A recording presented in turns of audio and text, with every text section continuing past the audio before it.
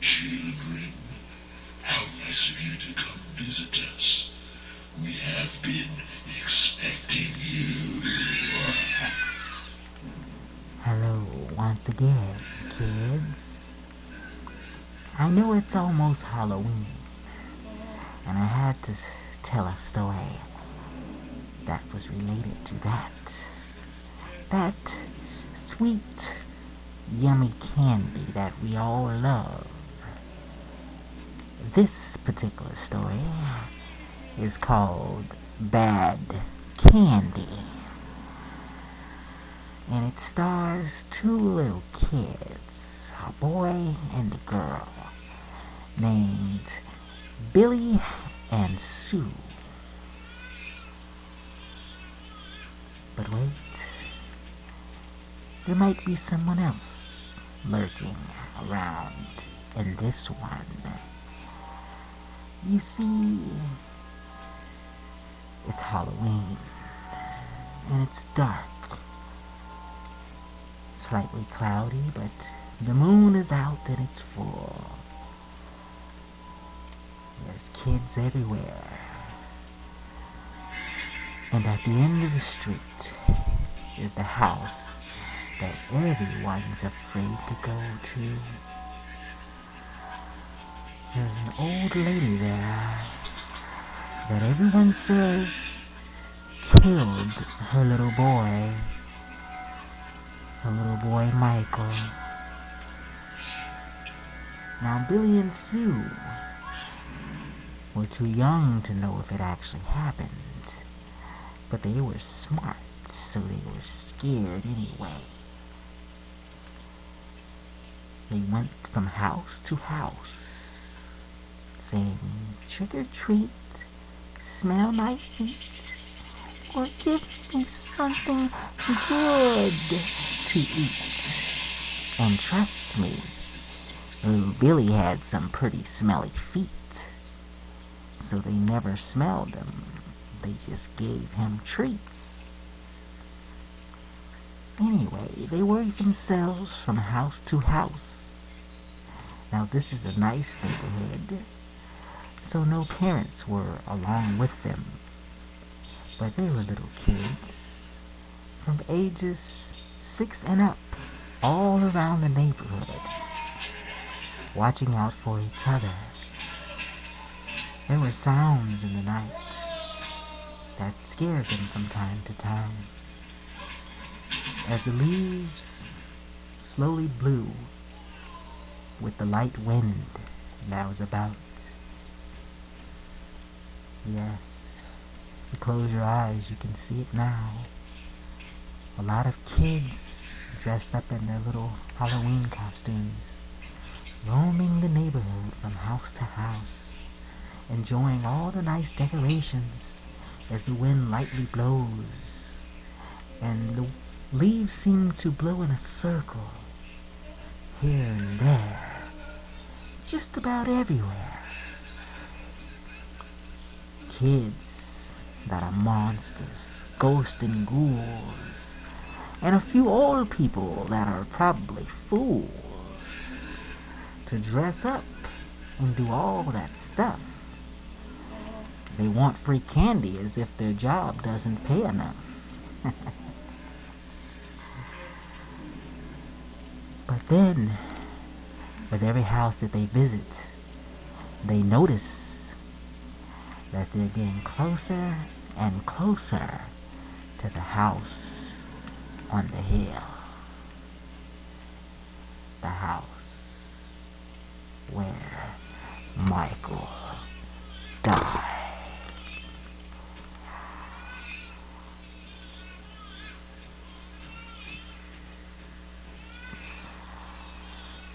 Pretty soon they're getting closer and closer.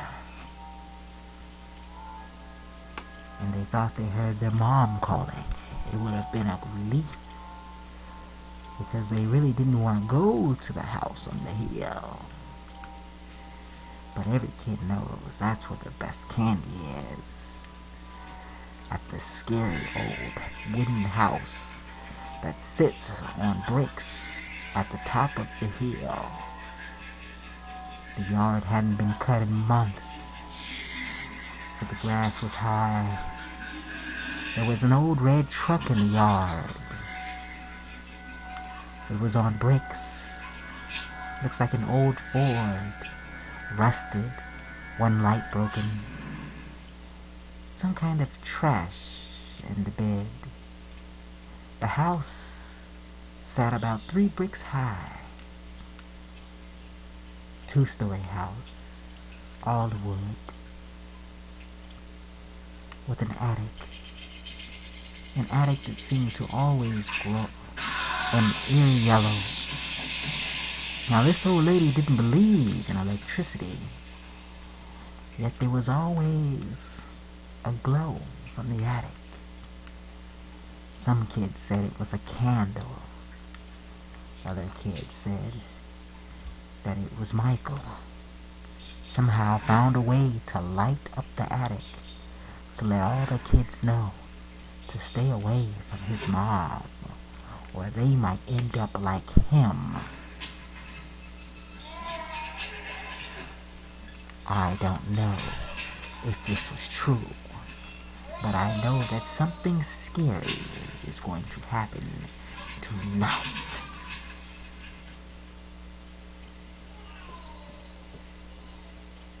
Yes. So anyway, the kids finally get up to the house, and it's very dark. There's an old dog in the front yard that looks like he's dead, but he's breathing very slowly. The kids step over the dog, ever so quiet and gently, and they move to the front of the house, up the stairs as they creak.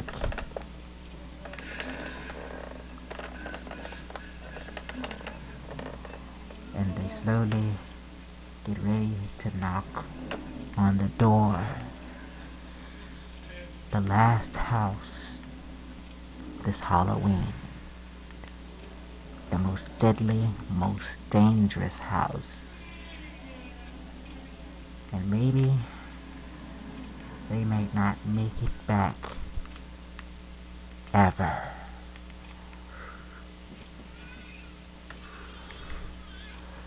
But maybe they will. Just maybe.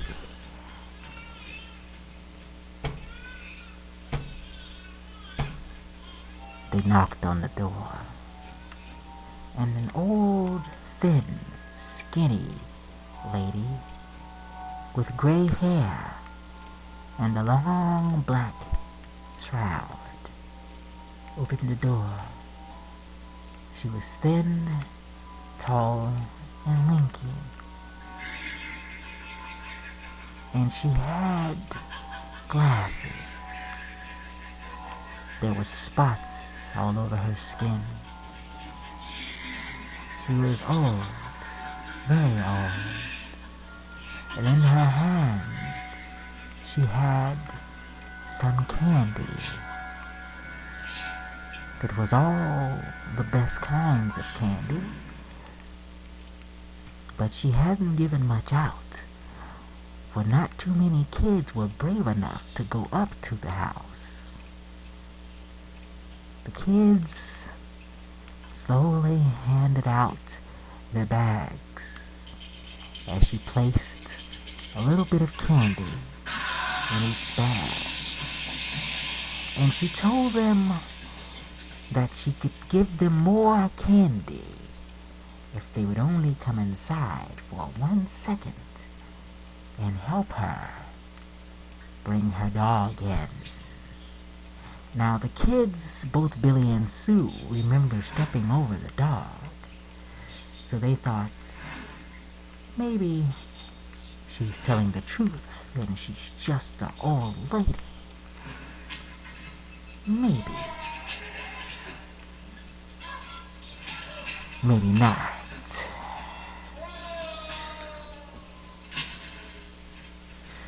So they help her anyway. because they are good little kids. They all call for the dog. Petey! Petey! That was the dog's name. Why not? It's the name that they were calling, right? But the dog didn't move at all. In fact, it kind of looked like the dog was just a Halloween disguised rock and not a dog at all. The door slammed, and the lady seemed to hover over them. Her old, skinny, bony body seemed to almost encompass them.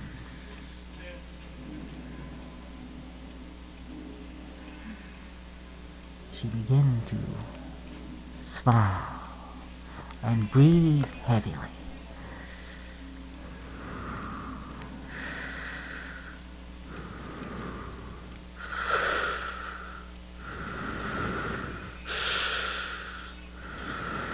They got scared, and they were about to scream when they heard a noise on the stair tops.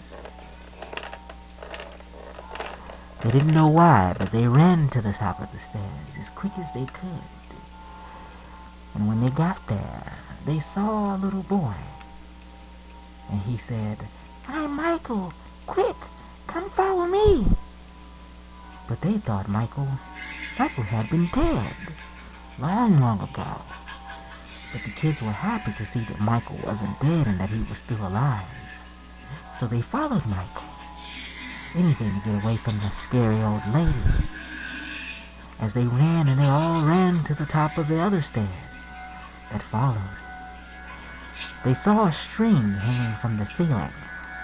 And they reached up, but they couldn't get it because they were too short. They did not know what was going to happen. At the base of the second set of stairs, the witch stood, smiling and moving ever so slowly, one step at a time. They could hear her approaching. They grabbed each other tight, poor Billy and Sue, for they knew not what to do. They heard a snap and a slide, and then they heard Michael's voice again. Up here, guys."